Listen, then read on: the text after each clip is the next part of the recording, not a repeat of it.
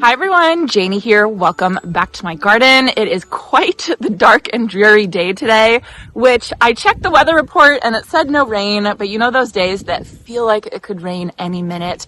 It's one of those days today. So we'll see if I can get this project done before it starts raining, if it even rains at all. So before I get started with my project today, there is actually something that I wanted to talk to you all about, and it's not something that it's not something that I want to talk about, but it's something that I feel like I need to talk about. So when I started this YouTube channel, my number one goal, rule, priority was to have this YouTube channel be a positive place. It was so important for me because I only like watching content that's positive. I only like watching things that bring positivity to my life. I'm not someone that wants to watch Real Housewives or Jerry Springer. I don't even know if Jerry Springer's on anymore. I don't want to watch that stuff. I only want positivity. And so that's always been my goal for this channel. And I try and only say positive things on this channel. I try and only let guests on that are positive. And I want my comment section to only be positive as well. And don't get me wrong, 99% of the comment section is wonderful, beautiful. I always learn something. Sometimes I'll laugh. It's always a great comment section. But every once in a while, we get someone that's having a bad day. And I feel really bad for that person, but it's my job as the creator of this channel to keep it a positive place. So if there is someone that's unkind or saying something that's not nice, I will do what's called blocking that person. And so that person gets blocked for YouTube. Basically, I just push a button, it blocks that person from the channel, but they don't know they're blocked, right? So they can keep commenting all they want. They can get whatever they want to say out, but nobody else in the channel is going to have to read that, which I think is really, really important, because I don't want any of you who are looking for a positive experience to get that, that poison. It's gardening. We're coming here for something nice. So when there are people like that, again, it's very rare. Jason and I will take care of it, and we'll just, block that user from the channel, and everything is fine. The problem that we are running up against lately is that, there are some people that I don't think are meaning to be unkind. I don't think they're meaning to say not nice words or phrase it in an unkind way, but it is being phrased in an unkind way. And usually it's like an opinion or something like that. And I am all for hearing your guys' opinions. I like it. I think it's fun. I invite you guys to share your opinions. But I kind of want you to think of it as like, if I was to invite you to my home, which is what I'm doing with this, and I was going to take you around for a garden tour, I would expect that you would be kind with the things that you have to say. Like I had someone say in a comment section, "I don't like that plant, let's pull it." That is something I would never say to somebody if I was invited to their home and be in a garden tour. And I don't think that person was trying to be mean. I actually think that person was trying to be funny. But it's not my job to decipher every single comment to see if it's supposed to be funny or not. Because if one person thinks that it was kind of unkind, that might make that person, not have a positive experience here. I loved it when Laura from Garden Answer said, this is my garden. I have to look at it. Therefore, I'm going to do what I want in my garden. And I really appreciate that, because that's how I feel too. This is my garden. I love that you guys are joining me for this journey, but ultimately it's my garden. And so we have to think about how we're saying things. So I've talked to my friends about this. Jason and I have talked about this a lot, because we don't know what to do. I don't want to block those people that are leaving comments like that, because I don't think they're trying to be rude. I've talked to Robbie about this, and he said that his sweet grandmother watches our videos in the morning, then goes back at night and checks the comments to make sure that they're nice. And when I heard that, I just thought, oh my gosh, I have to say something. So I am asking you all that when you are leaving your opinion or anything you have to say, just imagine that you're saying it to my face, right? Someone that is a human and has feelings. And then imagine all the other people that are going to be reading your comment as well. And if you wouldn't say it to my face, then don't say it in the comments section. I think in this day and age of everything being on screens and all of us being behind our phones and behind our iPads, we forget that there's other people on the other side reading that. Not only the person that you're addressing it to, but all the other people as well. And again, this channel is a positive place. Those of you who have been around for a long time, you know this. Sometimes I think it's kind of, you get new viewers and new subscribers, and sometimes I think it's the new subscribers who don't understand the tone of this channel, and it just takes a while to learn that, that we don't, there's no need for that negativity. It's gardening. It's supposed to be fun. So anyway, I just wanted to say that. And for those of you, the worst, the thing that I hate the most is when someone says something unkind, Jason and I don't catch it soon enough, and then someone else sticks up for us, and then there's kind of like a back and forth, and then I feel bad for that person that was sticking up for us, because now that person is having a bad day. So if you do notice an unkind comment, if you could just do me a favor and just report it. On the top right there's 3 dots, and you just say report, and then that'll send it to an area of our channel where we can check it and we can block them or hide them or anything like that. So again, I want to reiterate, 99% is totally fine. I know that a lot of the comments are meant in jest or weren't meant like that, but I'm not going to decipher a comment if I think that it could possibly be mean, or if Robbie's grandma could think it could possibly be mean. There's other people that could think it could possibly be mean, so therefore that comment is not appropriate on this channel. So a funny thing I have to tell you guys is when you see me using my tape measure in my garden, my tape measure is one of my most used gardening tools, and I love my tape measure because it helps me, space plants appropriately and get them in the right spot. But if you notice in my planting videos, I almost will always put a shot of me using a tape measure while I'm planting, because if I don't, I will get countless comments of people telling me that I put that plant in the wrong spot, which I don't understand how people know that, because they're not here with their garden and everything's deceiving that you see on video. And so whenever I have a shot of me using the tape measure, those comments stop, right? So if you guys see me using a tape measure, that's why. But then there's nothing I can do about plants that I like or I don't like. We all have our own opinions with plants. We don't need to express our opinions all the time. Although I will say, for my pomegranate tree, I've been going back and forth on whether I want to keep my pomegranate tree or not. And I've asked you all a lot what you think. And a couple of you have started hashtag Team Pomegranate, which cracks me up, and I love it. And it's living in my head, and every time I walk by my pomegranate tree, I think hashtag Team Pomegranate, and therefore the pomegranate tree is staying because of hashtag Team Pomegranate. So that's funny and that's sweet, and it was phrased in a very kind and gentle way. So anyway, just think about it. Okay, so back to our regularly scheduled programming. Today, I am working up in the Zigzag planter. A couple weeks ago, Jason and I took out all the purple fountain grass and all the super bean pink cashmere. We transplanted both of those to other areas of our garden, and we replaced the purple fountain grass with this totem pole panicum, which is next year. It's going to get about 6 feet tall, and it's going to be nice and, I don't want to say thin, but a little bit more tame than the purple fountain grass, which I'm really excited to see. I could cut them back right now, but I actually want to leave them up for some winter interest and movement.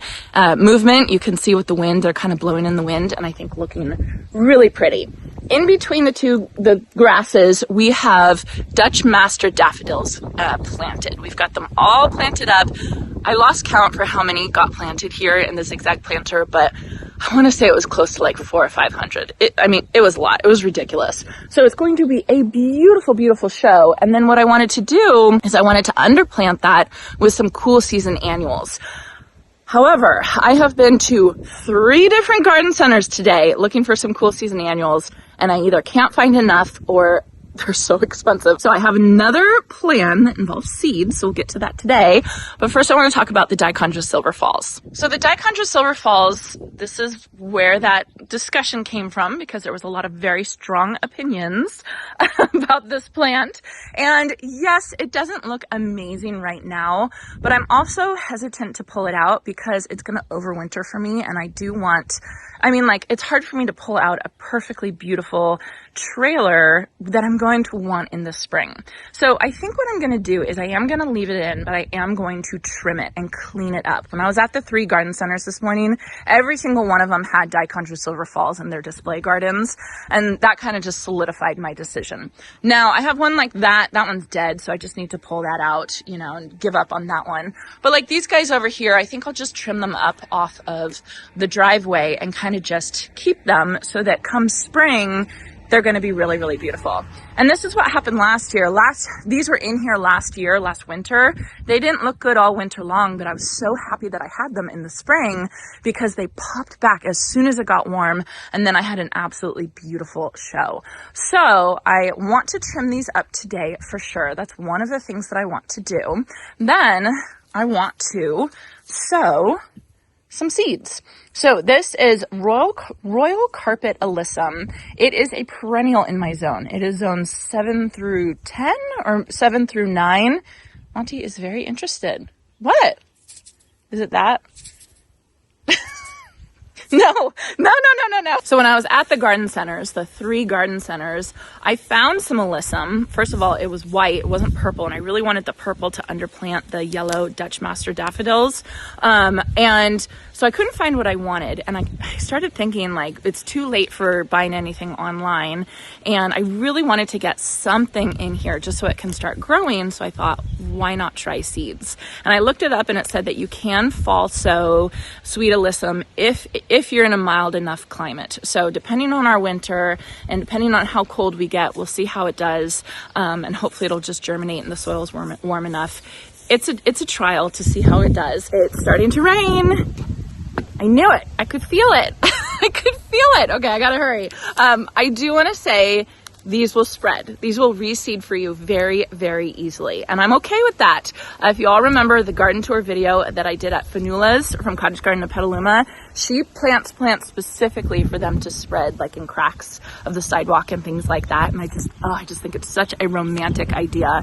So I am planting these knowing that they're going to spread, but I do want to warn all of you that if you do this, it might most likely will spread for you. So you have to be ready to either maintain it or enjoy the romantic nature of these flowers spreading in your garden. It is definitely raining.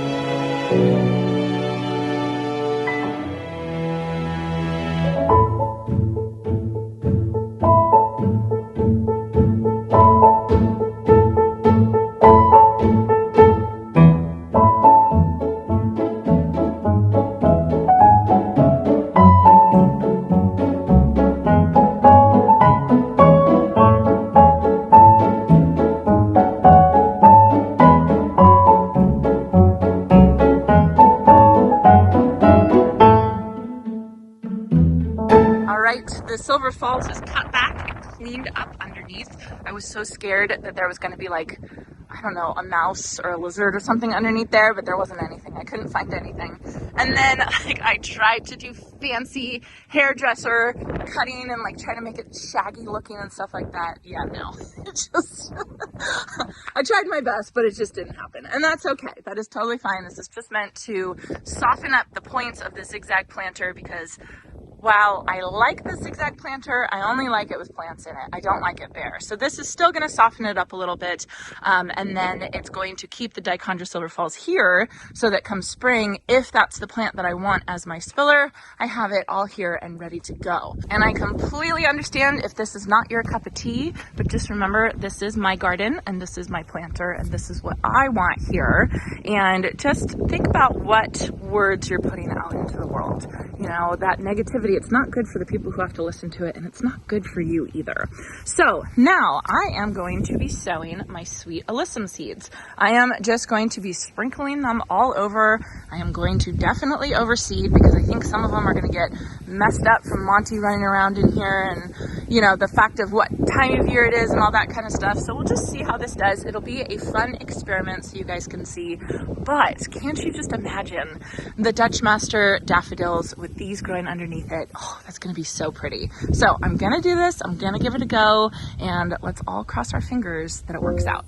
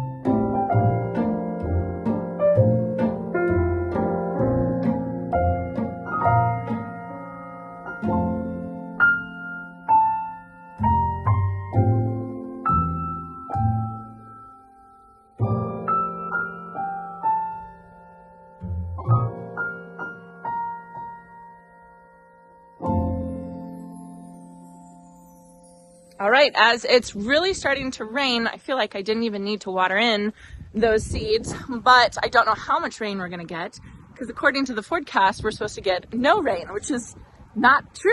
So that's okay.